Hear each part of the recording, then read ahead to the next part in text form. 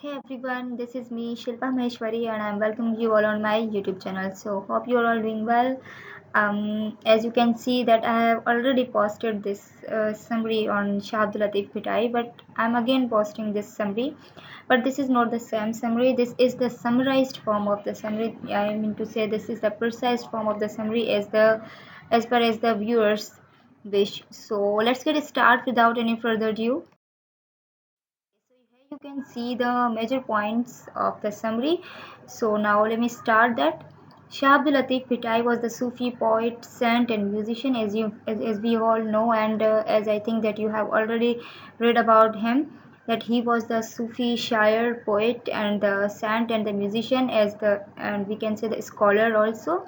He was very famous in his time, and still he is famous, and he was born in 1689 in Halaveli, the small village. And ये जो है ना एक famous writer थे, ठीक है, जिन्होंने एक बहुत ही ज़्यादा एक बुक्स का कलेक्शन लिखा था in many languages, but commonly ही used the language the Sindhi and the Persian. And as we know, and if you don't know, then his collection of books named as the शहाजो Risalo. इनके जो collection, जो books का जो collection था, इसको जो शहाजो रिसालो कहा जाता था. जो इनके जो बिलीवर्स थे, जो फॉलोअर्स थे, वो इन्होंने बनाया था इनकी सारी बुक्स की कलेक्शन का, शहाजो रिसालो. उस वक्त ये जो बहुत ही ज़्यादा फेमस थे एंड बहुत ही ज़्यादा एक वी कैन से एक डिवोटेड थे टूवर्ड्स द गॉड.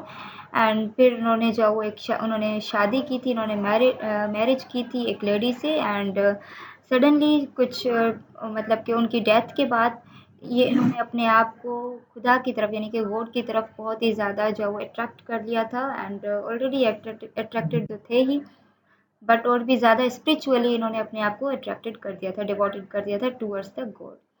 वो एक जो है वो बहुत ही ज़्यादा एक अच्छे म्यूजिशियन थे. सो इनका जो एक इंटरेस्ट था, his interest towards the music, so उसने जो वो एक पुश किया, एक इंटरेस्ट ने इनको पुश किया, तो उन्होंने एक जो एक इंस्ट्रूमेंट बनाया, इन्वेंट किया, जिनका नेम रखा, जिस इंस्ट्रूमेंट का नाम था तंबूरो.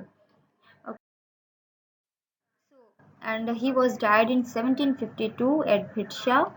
And on that time, the famous king Ghulam Shah built the shrine over his grave.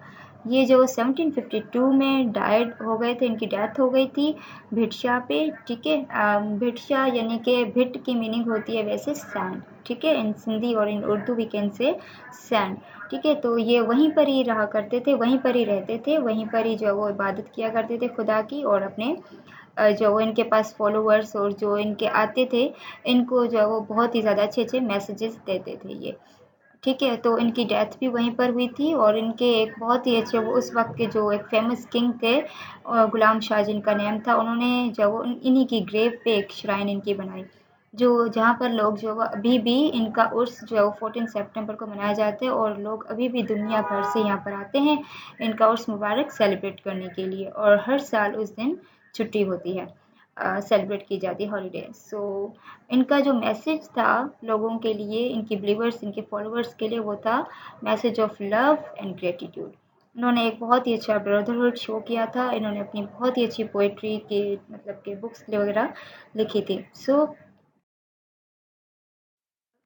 it is the summarized form of the summary. You can say the precise form of the summary, and I tried my best. Hope you like it. Thank you so much.